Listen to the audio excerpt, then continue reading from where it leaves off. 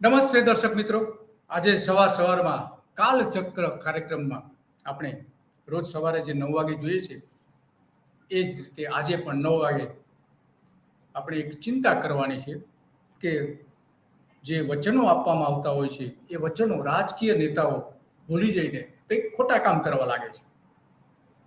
આવું જ એક વચન આપ્યું હતું ઇન્દિરા ગાંધીએ કે એમણે જાહેર કર્યું હતું કે ભારતની જે વન્ય સંપત્તિ છે, વન્ય જીવો છે, એ બચાવવા માટે આ સરકાર પ્રતિબદ્ધ છે અને એ માટે એમણે સૌથી વધારે સેન્ચ્યુરી જાહેર કરી હતી.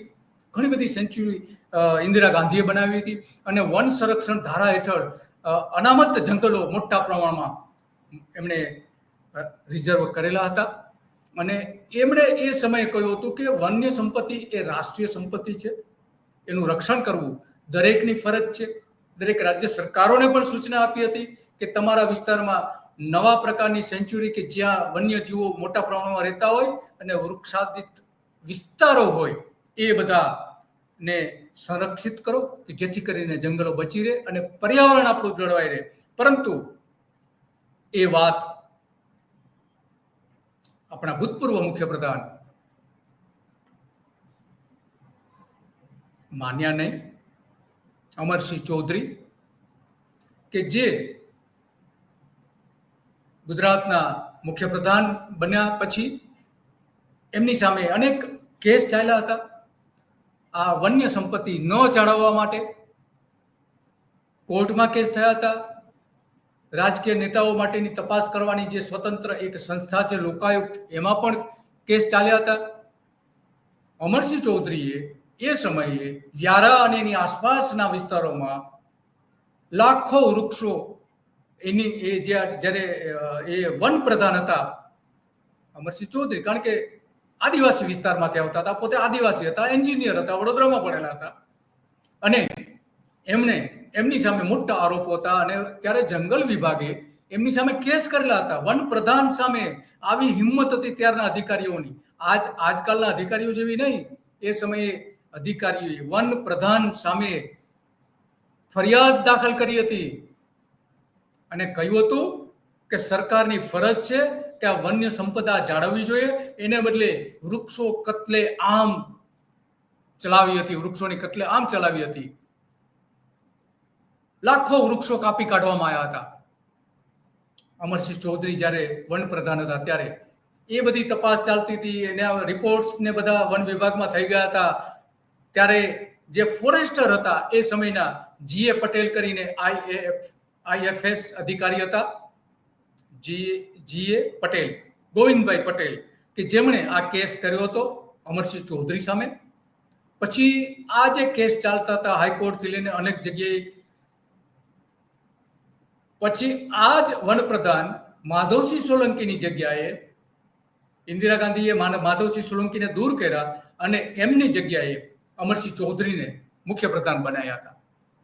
તો આ જ અધિકારીઓએ, હિંમતવાન અધિકારીઓએ, ગોવિંદભાઈ પટેલ, જીએ પટેલ આઈએફએસ અધિકારી હતા અને એમણે હાઈકોર્ટમાં તમામ પુરાવા રજૂ કર્યા હતા.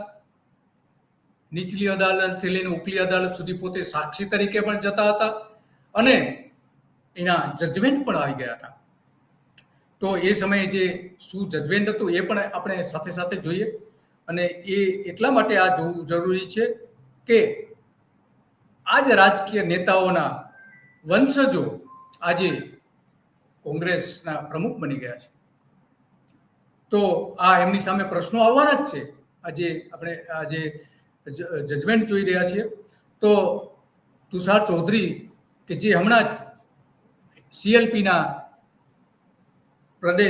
ગુજરાત પ્રદેશના નેતા બન્યા છે વિધાનસભાના, તો આ જ પ્રશ્નો એની સામે લોકો પૂછી રહ્યા છે કે આ એક વંશ પરંપરાગત ગાદી હોય એ રીતે એમને જવાબદારી સોંપવામાં આવી છે. પરંતુ એમના જ પિતાશ્રીએ જે આ બધા વનની સંપત્તિમાં જે લૂંટ ચલાવી હતી અને લોકાયુક્તે તો ચુકાદો પણ આપેલો છે અને આજે મુખ્યમંત્રીની કચેરીમાં એ અભરાઈએ ચડાવી દેવામાં આવ્યો છે લોકાયુક્તનો ચુકાદો. આ એનું જે જજમેન્ટ છે ત્યારે જજમેન્ટ આવેલું હતું અને આ જીએ પટેલે મને એ સમયે આ નકલ આપી હતી. અત્યારે એ નિવૃત્ત થઈ ગયા છે અને ગાંધીનગરમાં રહે છે. તો આ જે આપણે જોઈએ છે કેટલા વૃક્ષો કપાયા હતા એની યાદી આ આપવામાં આવી છે હાઈકોર્ટની જજમેન્ટમાં. 2,13,309 વૃક્ષો કપાયા હતા. એમાં સૌથી વલસાડ નોર્થ જે ઝોન હતો એમાં કપાયા હતા. પછી 25,000 વૃક્ષો જે રાજપીપળા જે ઈસ્ટ જે છે એમાં કપાયા. રાજપીપળા વેસ્ટમાં 28,000 કપાયા હતા વૃક્ષો. તો આ ડાંગ ને એ બધા એની આસપાસના જે વૃક્ષો કપાયા હતા એની યાદી પણ આપવામાં આવી છે 2,13,000. તો આ આખો કેસ ચાલી ગયો હતો. લોકાયુક્તમાં એનું જજમેન્ટ પણ આવી ગયું હતું. તો આજે પ્રશ્ન સ્વાભાવિક છે કે ઊભો થાય, સીએલપી લીડર જ્યારે બને છે તુષાર ચૌધરી, ત્યારે લોકો એમને પ્રશ્નો તો કરવાના જ છે કે તમે તમારા પિતાશ્રીના આધારે રાજકારણમાં આવ્યા છો અને એના જ નામના કારણે આજે તમે સીએલપી લીડર બન્યા છો. તો આનો જવાબ આપો. આ શું હતી, આખી ઘટના શું હતી અને લોકાયુક્તના ચુકાદાઓ શું આવેલા હતા, એ સૌથી મોટો પ્રશ્ન આજે આવીને ઊભો છે. અને એટલા માટે તુષાર ચૌધરી સામે આજે ઘણા બધા લોકો સવાલો ઊભા કરી રહ્યા છે કે હવે એમની પાસે જે જજમેન્ટ હતું અને જજમેન્ટની આધારે આ બધી જ ઘટનાઓ બની હતી અને સરકારે એ સમયે એના ઉપર આરોપ પણ થયા હતા. ભારતીય જનતા પાર્ટીએ તો આખું એક આંદોલન ચલાવ્યું હતું, જંગલ બચાવો આંદોલન. આ જ ભારતીય જનતા પાર્ટીના નેતાઓએ જ્યારે લોકાયુક્તે એ ચુકાદો આપ્યો છે તો એ ચુકાદો આ જ ભારતીય જનતા પાર્ટીએ શું કર્યું, પગલાં લીધા નથી લીધા, કોઈ જ વિગતો જાહેર નથી કરી. તો આવા અનેક પ્રશ્નો આજે ઊભા થાય છે અને આ જ પ્રશ્નના આધારે આ જ ભારતીય જનતા પાર્ટીના નેતાઓ બની શકે કે તુષાર ચૌધરી સામે પણ કેટલાક આરોપો મૂકી શકે છે. તો આ અનેક પ્રશ્નો આજે આવીને ઊભા છે અને એના જવાબો આપવા પડશે. આ નેતાએ હમણાં જ નવી નિયુક્તિ થઈ છે અને ઘણી બધી જગ્યાએ આ પ્રશ્નો પણ ઊભા થઈ રહ્યા છે કે વ્યારાના જંગલોથી લઈને વલસાડના જંગલોથી લઈને રાજપીપળાના જંગલોનું શું થયું હતું, કેટલા વૃક્ષો કપાયા હતા, વૃક્ષો કપાતા હતા એની ટ્રકો પકડવામાં આવી હતી, એની ગણતરી કરવામાં આવી હતી, ક્યાં ક્યાં કેટલા વૃક્ષો કપાયા, એ બધી જ બાબતો હાઈકોર્ટ સમક્ષ પણ રજૂઆત કરવામાં આવી હતી, લોકાયુક્તમાં પણ રજૂઆત કરવામાં આવી હતી અને તમામ એક મક્કમ બનીને એક અધિકારીએ એની લડત આપી હતી. આવા અધિકારીઓ અત્યારે જોવા નથી મળતા જે લડતા હતા સરકાર સામે. આ જ નરેન્દ્ર મોદીની સરકાર સામે લડનારા 4 અધિકારીઓ સામે આજે તિતર બિતર કરી નાખ્યા છે. એમાં સંજીવ ભટ્ટ કે જે આ જ સરકાર સામે લડતા હતા એ જેલમાં છે. પરંતુ અમરસિંહ ચૌધરી એક સારા વ્યક્તિ એટલા માટે હતા કે એમણે આ અધિકારીઓને ક્યારેય પરેશાન નથી કર્યા. પોસ્ટિંગમાં ભલે એને અન્યાય કર્યો હોય એ અલગ વાત છે, પરંતુ આ રીતે જેલમાં મોકલવાથી લઈને જે કિન્નાખોરી ભર્યું વર્તન નરેન્દ્ર મોદીના સમયમાં થયું હતું એવું વર્તન તો અમરસિંહ ચૌધરીએ નહોતું કર્યું. એટલા સારા એ મુખ્યપ્રધાન પણ હતા, એક સારા વ્યક્તિ પણ હતા, પરંતુ આ એમના કપાળે આ એક કાળી તીલી લાગી ગઈ છે. અને એકદમ સૌમ્ય મુખ્યપ્રધાન હતા, લોકોની વાત સાંભળતા હતા, લોકોને ન્યાય મળે એ માટેના તમામ પ્રયત્ન આજ અમરસિંહ ચૌધરી કરતા હતા. આજે આપણી વચ્ચે નથી રહ્યા, પરંતુ આ જે બધી બાબતો છે એ આજે આપણે ઇતિહાસમાં દર્જ થયેલી છે, ઇતિહાસમાં બધી જ વિગતો રજૂ થયેલી છે અને આ બાબતો એટલા માટે આજે આપણા માટે મહત્વની બની જાય છે કે જે હાઈકોર્ટમાં વિગતો રજૂ થઈ હતી એના ઘણા બધા ડોક્યુમેન્ટ પણ આજે એ જ અધિકારીઓ પાસે પડેલા છે. ફાઇલો, મોટી ફાઇલો થયેલી છે. તો તુષાર ચૌધરી સામે પણ આ જ પ્રશ્નો પૂછાવાના જ છે અને એટલા માટે આજે આપણે આ એક કાર્યક્રમ કર્યો છે કે કાળચક્રમાં કે જે ઇતિહાસના ભૂંડા પાનામાં આ દર્જ થયેલી ઘટના છે અને એ માટે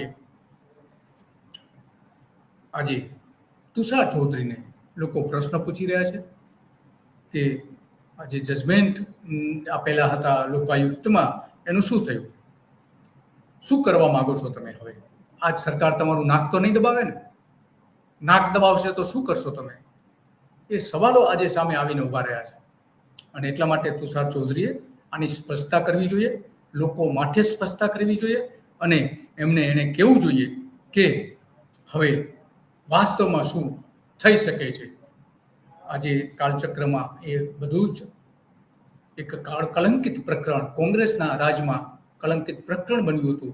ઇન્દિરા ગાંધીએ જે વચનો આપેલા હતા એના વિરુદ્ધ અહીંના મુખ્યપ્રધાન વર્ત્યા હતા અને જંગલોમાં કતલે આમ વૃક્ષોની કરી હતી.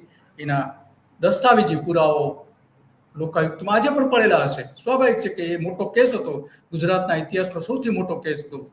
નરેન્દ્ર મોદી સામે પણ આ જ પ્રકારના આરોપો થયા હતા, પરંતુ જે પુરાવા સાથે રજૂ થઈ હોય એવી આ એક મોટી ઘટના હતી. બસ આજે આટલું જ, અને આવી જ બાબતો ઉપર આપણે કાલચક્રમાં રોજ સવારે આ જ નેતાઓને એમની ભૂલ બતાવતા રહીશું. એ ભારતીય જનતા પાર્ટી હોય કે કોંગ્રેસ હોય કે બીજા કોઈ પક્ષના હોય. તો આ કાર્યક્રમ તમને સારો લાગતો હોય તો લોકો સુધી પહોંચાડો, શેર કરો અને અમારી ધ ગુજરાત રિપોર્ટ ચેનલને સબસ્ક્રાઇબ તો ચોક્કસ કરો. નમસ્તે.